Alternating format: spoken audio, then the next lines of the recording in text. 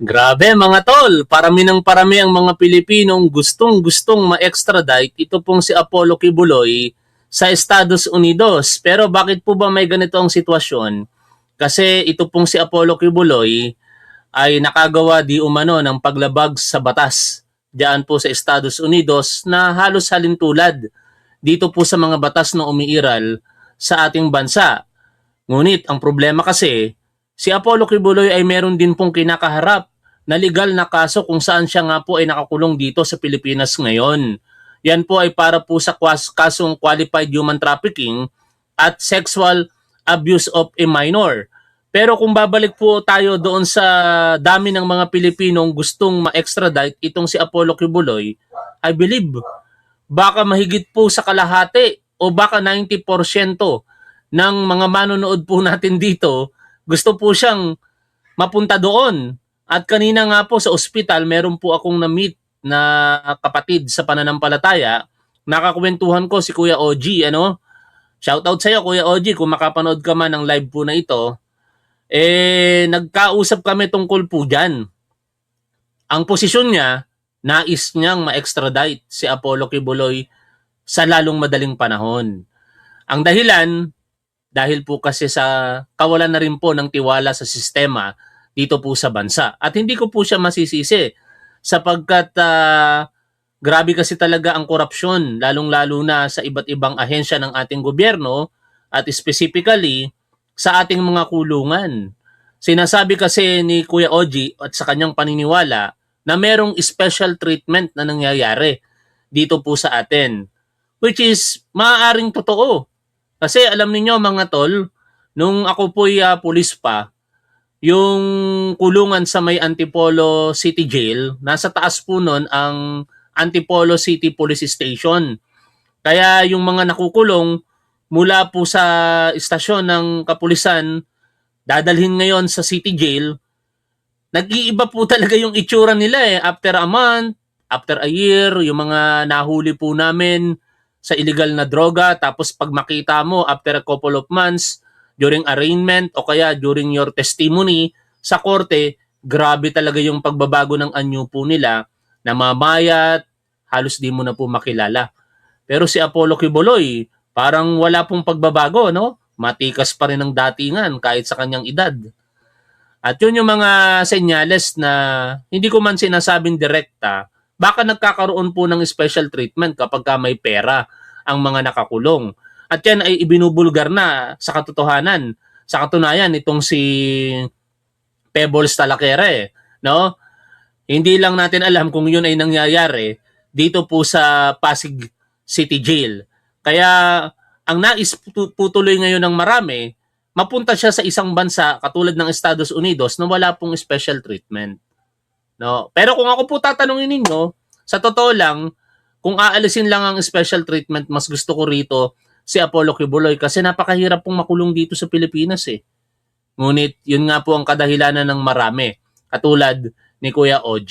Ewan ko kung ano pong opinion nyo tungkol po sa formal na request na po ito ng Estados Unidos sa Department of Justice. Kasi yan po yung balita pong ating pag-uusapan ngayon eh. Ang Estados Unidos po ay formal na pong hiniling sa ating Department of Justice na ma-extradite itong si Apollo Kibuloy. At dito nga po sa balita ng GMA News Online, naniniwala po ang Department of Justice na mapagbibigyan ang kahilingan ng Estados Unidos na ma-extradite itong si Apollo Kibuloy. Sabi po dito sa balita at sa balita ding papanoorin at re-reactionan din natin mamaya, the Department of Justice on Thursday expressed confidence that its petition for the extradition of Kingdom of Jesus Christ founder Apollo Kibuloy will be granted as long as the requirements under the extradition treaty are met, according to Chief State Counsel Dennis Chan. Yan o, mamaya mapapakinggan po natin yung kabuuan ng kanyang mga kasagutan pahayag tungkol po sa balita po na ito. Tuloy po natin ang pagbabasa. So long as the requirements under the extradition treaty are met through the documents that will be filing, then we are confident that extradition will be granted. Chan said, the Department of Justice must ensure the presence of several key elements. Ito na daw po yung dapat mapatunayan, ano? Such as the identity of the person to be extradited, walang problema. Dahil alam naman natin na ang nakakulong po ngayon dito sa amin sa may Pasig City Jail ay walang iba kung hindi si Apollo Kibuloy. Validate and confirm the principle of dual criminality. Mukhang wala rin problema dito. Kasi yung batas na nalabag ni Apollo Kibuloy, like money laundering, definitely meron din pong money laundering dito sa Pilipinas. Yung trafficking in person, meron din po dito sa Pilipinas. Ensure and validate that the imprisonment that the respondents may face is at least 1 year. Nabanggit natin yung mga posibilidad na paglabag sa batas. Ang money laundering, definitely, lagpas po ng 1 taon ang pagkakakulong niyan. Lalong-lalo na ang trafficking in person. Yan po ay may pagkakakulong ng life imprisonment kapag ang charge ay qualified human trafficking. In fact, dapat nga po, yan ay death penalty Kaso lang, dahil po sa pagbabago, noong 2006 na ipasa ang Republic Act 9346, an act prohibiting the imposition of death penalty in the Philippines, nawala na po ng bisa yung mga parusang kamatayan sa ilalim po ng ating batas. Sabi pa po dito, ensure that the offense has not prescribed and ensure that capital punishment will not be imposed if they are found guilty. Sa puntong ito, dapat masigurado naman na hindi po mapaparusahan ng kamatayan si Apollo Kibuloy sa Estados Unidos. Sa bagay, mga tol, ilang taon na lamang si Apollo Kibuloy. Malamang sa lamang, magkikita na sila ni Rodrigo Duterte kinalaunan No? Hindi sa kulungan. Malabo pong magkita sa kulungan yan. Alam nyo na yung tinutukoy po natin dito. Lahat naman tayo darating po doon. Anyway, ito pa po ang pagpapatuloy sa binabasa po natin balita. Following the review, Chan said, the Department of Justice may proceed with the filing of the petition for extradition before a trial court. The department may also defer the filing and wait for Kibuloy's local cases to reach their conclusion. Meaning mga tol, meron pong option dito ang ating gobyerno, no? Pero katulad po nung sinabi natin at obserbasyon ng maraming mga Pilipino, mukhang mas nanaisin po yung option na isa ang ma-extradite si Apollo Kibuloy kaysa unahin muna rito at tapusin yung kanyang kinakaharap na kaso. That is something that would have to be studied further by our office, sabi po ni Chan. Chan said, the trial court's decision may still be appealed. He also said that court proceedings may take only months instead of years. Kung months, baka by end of this year o kaya first quarter 2027, maipadala na si Apollo Kibuloy pag nagkataon sa Estados Unidos. The Supreme Court did away with any possible dilatory tactics. So we are hoping na once filed, it will not take years.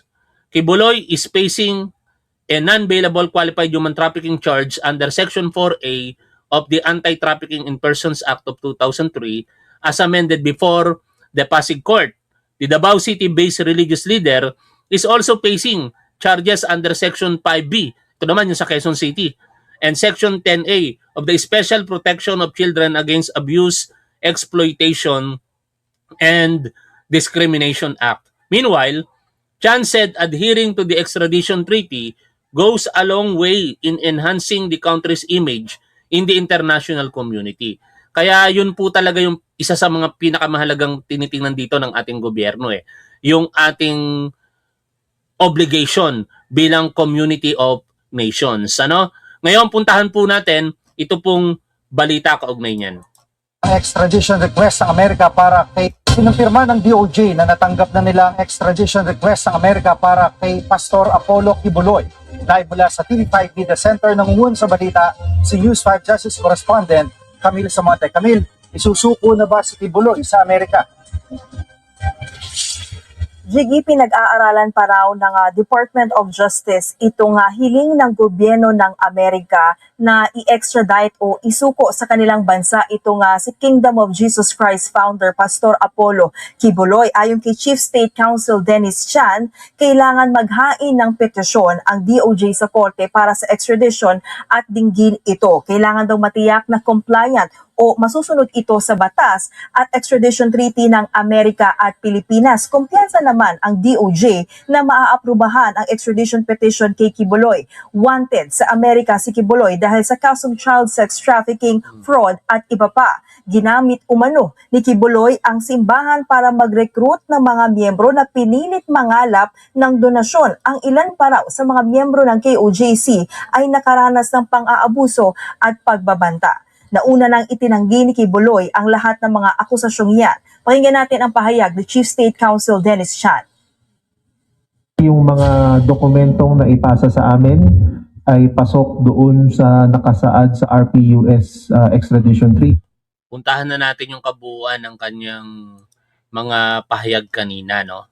Ito po yun Sa live press conference kanina ng Department of Justice, nagkaroon po ng partikular na pagtalakay kaugnay ng extradition request ng Estados Unidos kay Apollo Kibuloy.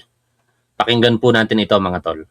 From the Office of the Chief State Counsel, I would like to confirm that our office is or has received already the formal request for extradition from the United States of America for... Huwag nyo po sanang kalilimutang mag-like at kung pwede i-share nyo na rin itong ating live stream, mga tol.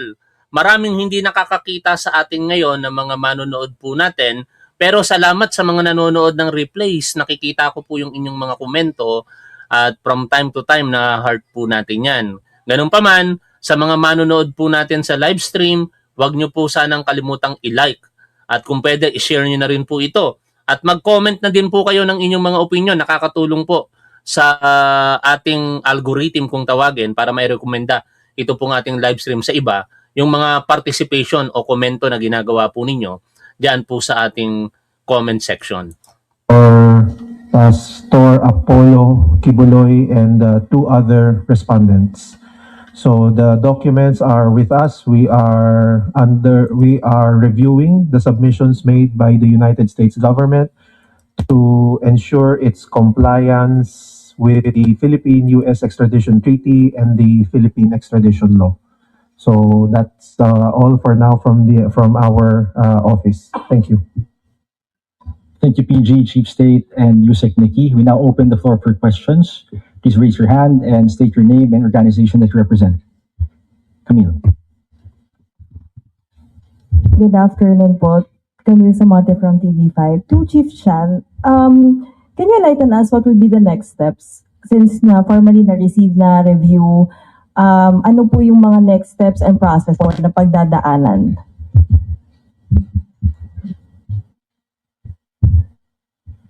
So, under the Philippine extradition law and the extradition treaty with the United States, we have to ensure the presence of several key elements. Number one is the identity. Paano kung ma-extradite si Kibbs? Yung mga kaso niya dito, case closed na ba? Hindi ko alam kasi kung mababanggit dito yan sa interview po na ito o press conference po na ito. Hindi ko pa napanood ng buo ito. Pero maraming beses na po nating napakinggan sa mga nagpapaliwanag na abogado na kahit ma-extradite si Apollo Kibuloy, hindi po mako-close yung kanyang kinakaharap na kaso dito. Mananatili po yung ongoing, pero syempre, medyo magiging mahirap sa parte ng korte na ipagpatuloy yung trial kung si Apollo Kibuloy nasa Estados Unidos. Kaya may mga remedy po dyan na sinasabi ito pong mga nagpapaliwanag na abogado. Pwedeng ang mangyari, tapusin muna yung trial sa Estados Unidos at pagkatapos nun, ibabalik dito si Apollo Kibuloy para ipagpatuloy pero hindi po maisasara yung kaso o hindi po tatapusin yung kaso dito. At baka magkamali pa ako sa pagkakatanda ko kaya patuloy na lamang muna nating ipagpatuloy ang pakikinig dito. Pero definitely, hindi po makikase close o mapapawalang sala, maa-acquit or anuman itong si Apollo Kibuloy sa kanyang kinakaharap na kaso dito po sa Pilipinas. Of the person or persons to be extradited, we have to confirm that the Apollo Kibuloy they are looking for is the one na nandito nga sa atin. And then we have to also validate and confirm the principle of dual criminality, in which the offense that the United States government is seeking Mr. Kibuloy and the other respondents for have the same underlying act here in the Philippines. So it doesn't have to carry the same nomenclature under our penal system and that of theirs, but so long as the act involved is the same, then it is considered an extraditable offense. Para mas maunawaan po natin yung pinapaliwanag ni Chief State Counsel Dennis Arvin Chan, sa madaling ilustrasyon mga tol, like trafficking in person, hindi kinakailangan na ang pangalan o ang pagkakasulat sa batas sa Estados Unidos ay Anti-Trafficking in Person Act of 2003 or vice versa, yung pagkakasulat po ng batas na yon sa kanila dito din sa Pilipinas. Sapat na yung akto na meron pong human trafficking sa Estados Unidos at meron din pong human trafficking na batas dito sa Pilipinas at ang kaparusahan ay parehas na hindi po bababa sa 1 taon. Yun po yung dapat nating tandaan na lagi pong naipapaliwanag ng mga abogado sa atin. Thirdly, we have to also ensure and validate that the imprisonment that these respondents will face if and when convicted in the United States is at least 1 year and up. We also would have to check na hindi pa prescribed yung offense under the US legal system. And lastly, we have to also make Yung prescribe, ang ibig pong sabihin niyan mga tol, yung karapatan po ng Estado para po i-prosecute yung lumabag sa batas. Halimbawa, dito sa atin, ikaw po ay nakalabag ng batas sa anti-trafficking in person. Ang prescription po o yung panahon na pwede ka pong i-prosecute ng gobyerno ay 20 years, no? Dapat doon din sa Estados Unidos wala pang hindi pa nagpe-prescribe yung paglabag mo sa batas. At in that case, kay Apollo Kibuloy, malabo rin pong mangyaring mag-prescribe yon dahil nga nasa korte na eh, no? In fact, wanted na nga sa batas sa Estados Unidos itong si Apollo Kibuloy. Kasi the moment na naisampa yung kaso, ay masususpend po yung prescription eh. No, hindi po 'yun magpapatuloy. Maliban na lamang kung yung pagkakagawa ng batas, which in this case hindi na yung pagkakalabag sa batas, which in this case hindi applicable kay Apollo Kibuloy, ay hindi kaagad nalaman ng estado o kaya hindi kaagad nakapag-file ng reklamo yung biktima, no? Yun po yung panahon na magraran yung tinatawag na prescription. Ang pinakamadaling paliwanag niyan, yung tao pumatay tapos itinago yung bangkay, no? Hindi kaagad nalaman ng biktima, ng pamilya ng mga biktima at hindi rin kaagad nakaakto ang gobyerno. Magpe-prescribe po 'yon. Pag lumagpas po ng 20 years na walang ganung pangyayari, ay walang aksyon ang ating gobyerno, definitely parang mapapawalang sala po yung kasi prescribe mo, tatapos na po yung karapatan ng estado para po i-prosecute yung tao sa paglabag sa batas. Pero dito kay Apollo Kibuloy, maliwanag pong hindi ganon. Dahil alam naman natin na both cases niya nasa korte na sa Estados Unidos at saka sa Pilipinas. make sure that the capital Walang audio? Paki-comment nyo nga mga tol kung wala tayong audio. punishment or death penalty will not be imposed should they be found guilty for the offenses that they are being prosecuted or sought for. Sir, may we know sino yung dalawa pang hinihiling din po ng US government. Let me check the names lang. Salamat po. But sir, right now, he's also facing cases here before the Pasig RTC. Paano po yun makahapek? Singit tayo. Top 1, para maging matahimik na rin ang mga inabuso niyang si Kibuloy. Nauna, ma-extradite na. Hindi ko ma-reconcile sa isip ko, mga tol, kung paanong mangyayari yan eh. Kasi, unang-una, may mga biktima dito si Apollo Kibuloy. Kung ma-extradite si Apollo Kibuloy sa Estados Unidos, iba pong paglabag sa batas at ibang biktima yung nag-aantay doon. No, kaya kung yan yung intention natin, tingin ko, ewan ko kung magiging katanggap-tanggap yan sa mga biktima. Dahil siyempre, kung ang mga biktima nandito sa Pilipinas, dito po nila hahangarin yung katarungan. No? Maliban na lamang kung yung mga biktima mismo dito sa Pilipinas ay okay sa kanila. O doon ka na sa Estados Unidos, kahit makulong ka na doon, parang nakamit na namin ang hustisya. Kaya yun ang opinion ko dyan, mga tol. No? Pagdating sa paghahanap ng katarungan, siguro ibigay natin yung pagkakataon sa mga biktima. Pero sa extradition, tingnan natin kung anong mangyayari sa hinaharap. Ito, like, is there a possibility na i-extradite muna siya sa US and then eventually saka Ayan na. natapusin yung conviction dito? Ano Ito na yung magiging sagot doon sa nagtanong kanina. Pakinggan natin ito, mga tol. po ba yung pwedeng mangyari?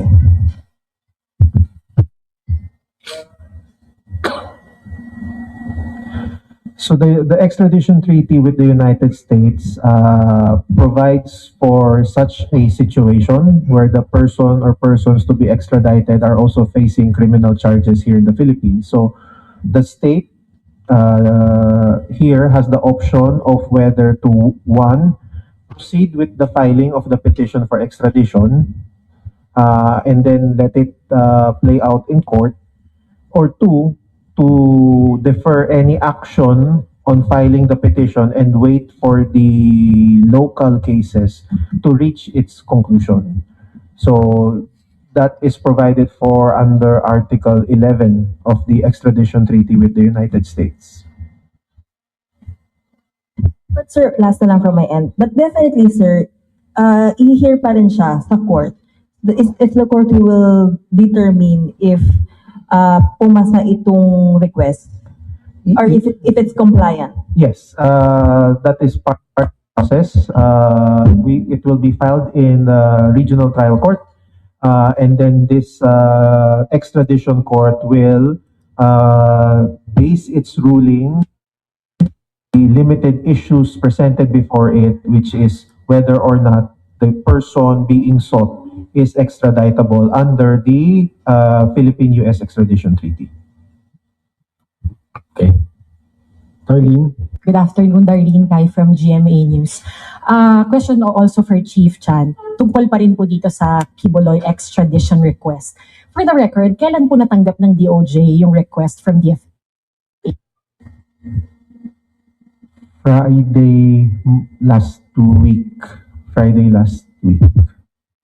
Yes. Okay. Ano po yung timeline na Nawawala. gano'ng katagal bago isasampa na sa local court natin? The documents that we received from the Department of Foreign Affairs are parang each respondent would have 6 batches of envelopes na supporting documents. So we have to go through each of that. We are working on the evaluation as fast as we can, but at the same time ensuring that we are not skipping or cutting corners here.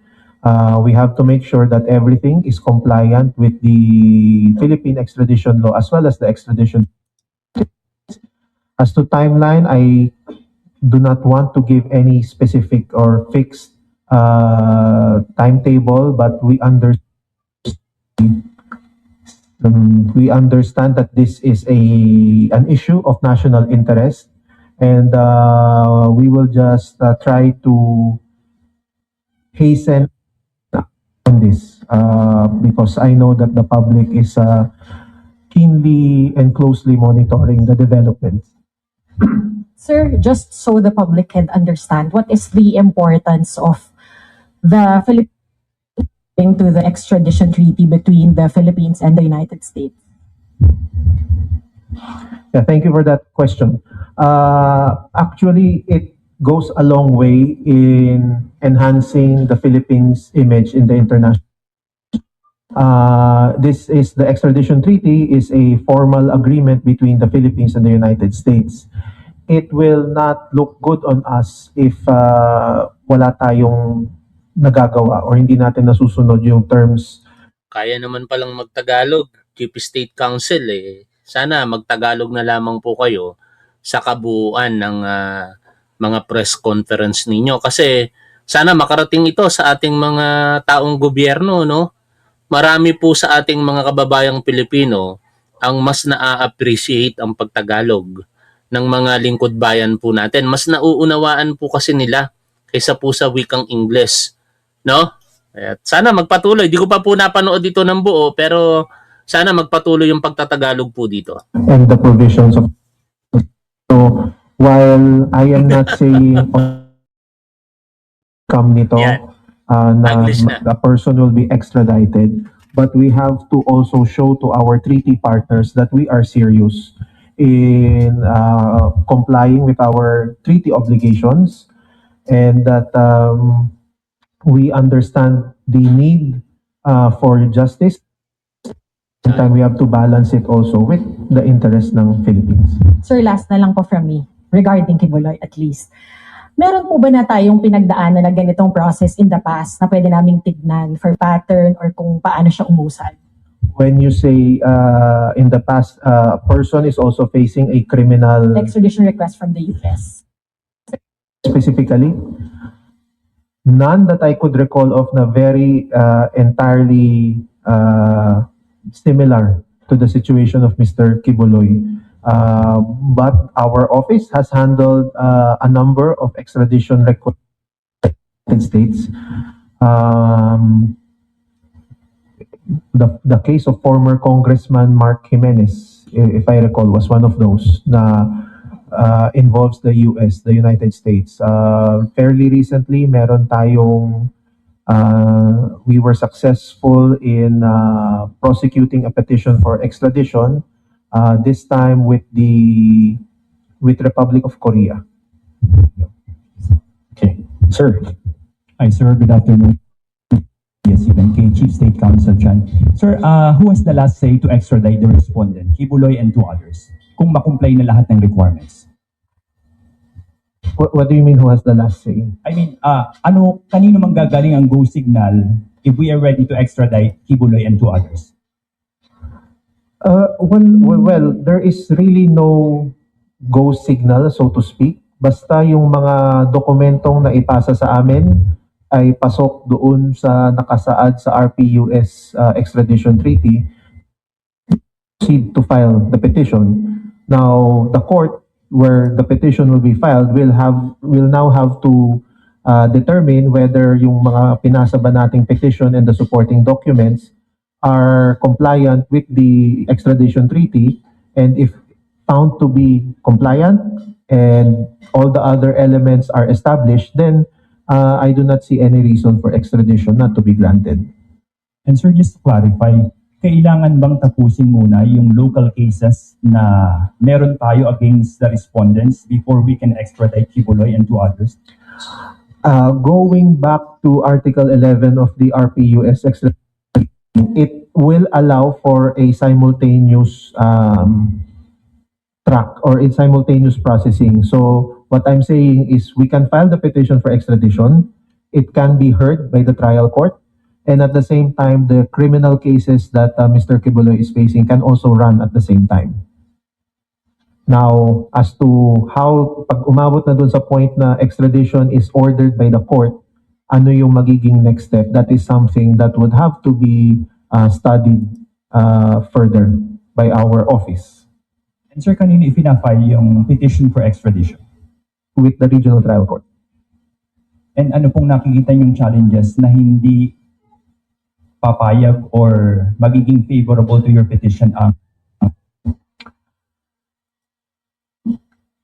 I don't want to discuss yung chances, but last year the Supreme Court came out with the rules on extradition.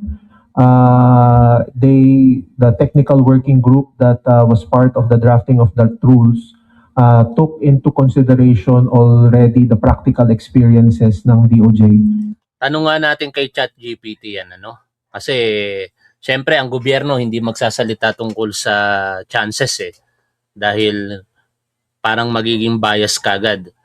Kay ChatGPT, pakinggan natin kung ano yung opinion niya dyan. ChatGPT, magandang gabi. Aba, teka lang, na ano ko pala, na mute ko pala siya. Good evening, ChatGPT. Good evening, salamat sa pagbabalik. Ano ba ang gusto mong pag-usapan ngayon? Pinag-uusapan namin yung posibilidad na extradition kay Apollo Kibuloy at tinanong ang Chief State Prosecutor o Counsel ng ating estado kung ano yung posibilidad na magagrant ba o hindi magagrant yung extradition request ng Estados Unidos. Pakibigyan mo nga kami ng malawak na paliwanag, kumpleto tungkol sa issue na yan. Sige, sandali. Himayin natin ng maayos.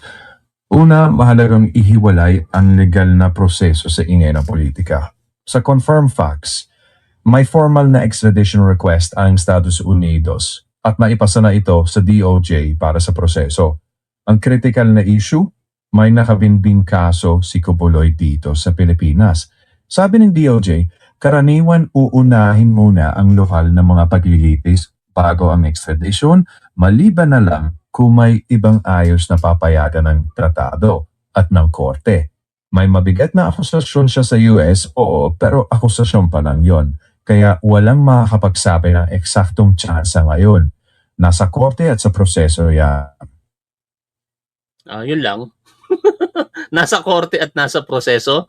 Pwede mo ba kaming bigyan ng mas malawak na explanation o halimbawa para at least magkaroon ng idea? Kasi maraming mga Pilipino ngayon actually ang nagnanais na ma-extradite itong si Apollo Kibuloy. Makakaapekto ba yung kagustuhan ng majority ng mga Pilipino sa posibilidad na maging desisyon ng una, korte, at pangalawa, syempre ng ating ehekutibo? Dahil sinasabi kasi na meron tayong obligation sa community of nations at kung hindi ito pagbibigyan ang kahilingan ng Estados Unidos, baka makaapekto ito sa ating relasyon sa iba't ibang bansa, lalong-lalo na sa bansa na meron tayong extradition treaty. Sandali lang. Maganda yung tanong mo. Pontirya sa gitna ng usapan. Kahit may malakas na hilingang publiko, hindi yan ang batayan ng korte. Ang tinitingnan ng hukuman ay batas at tratado, hindi popularidad. Ibig sabihin, kahit pa 90% ng tao ay may isang gusto, hindi yon pwedeng ipalit sa legal na pamantayan. Tungkol naman sa international obligations, oo, mahalaga ang pagtupad sa tratado, pero ang pagtupad ay hindi lang pagsunod sa hiling. Kasama rito ang tapat na pagsunod sa proseso na nakasaad sa batas at sa tratado mismo. Kung magpasa ang korte base sa batas, iyon ang inaasahan sa atin bilang kasapi sa isang tratado.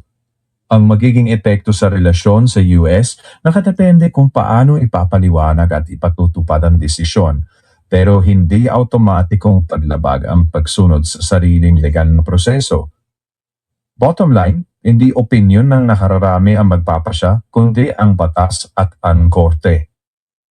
May tanong yung manonood natin, meron bang karapatan na unahin ang Estados Unidos kung doon naman siya una nagkaroon ng kaso bago sa ating bansa? Magandang tanong yan. Ang sagot, hindi yan automatiko. Ang mas mahalaga ay kung ano ang sinasabi ng tratado at ng batas natin dito. Kahit mas naunang naisampa ang kaso sa US, kung may lehitimong kaso rito at may interes ang korte natin na dinggin muna iyon, pwedeng unahin ang lokal na proseso. May mga mekanismo gaya ng temporary surrender sa ilang tratado pero hindi yan ibinibigay ng basta-basta.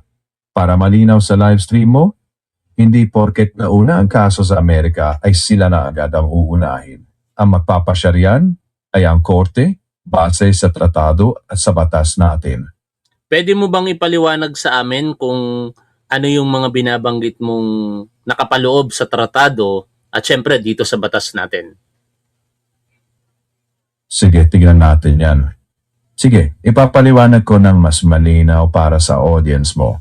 Sa extradition treaty ng Pilipinas at US, may ilang pangunahing prinsipyo.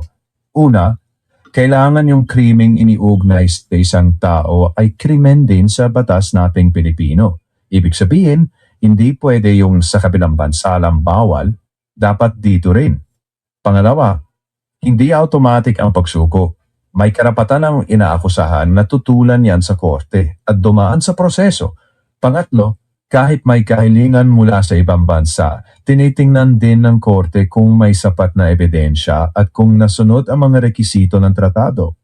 Sa ilalim ng batas natin, extradition ay isang judicial proceeding. Ibig sabihin, hindi pwedeng i-bypass ang hukuman. Kaya sa kaso ni Kibuloy, ang mga tanong ay sakop ba ng tratado ang mga kasong isinampa sa US? Natugunan ba ang mga rekisito? At may dahilan ba ang ating korte para ipagpaliban o payagan ito? Sa madaling salita, hindi lang kung sino ang nauna, kundi kung ano ang pinapahintulutan ng tratado ng batas natin at ng magiging pasya ng korte mismo. Binanggit ng Chief State Counsel ng Pilipinas na hindi pwedeng may bitay ang hatol kay Apollo Kibuloy sa Estados Unidos. Paano kung yung kanyang nalabag na batas doon ay maaaring bitay ang maging kaparusahan? Automatic ba na madidecline ng Pilipinas yung posibilidad na extradition kay Apollo Kibuloy? O ang mangyayari kahit bitay ang kaparusahan, i-commute ito, pabababain ito sa pagkakakulong na lamang? Pakipaliwanag mo sa amin, ChatGPT, yung tungkol sa usapin na yan. Sandali. Ito ang mahalagang punto.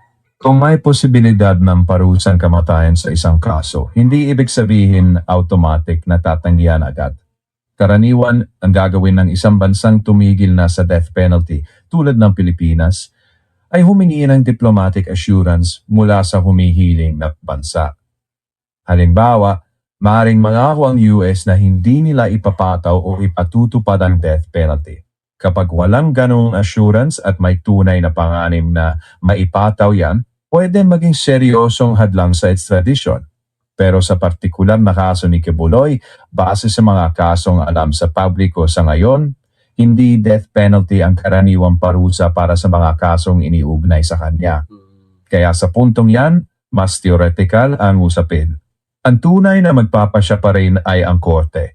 Pero yung prinsipyo, kung sakaling may death penalty sa posibleng hatol, karaniwang kailangan muna ng malinaw at formal na garantiya na hindi iyon ipatutupad. Sana makatulong yan para maipaliwanag mo ng direkta at malinaw sa mga tagapanood mo.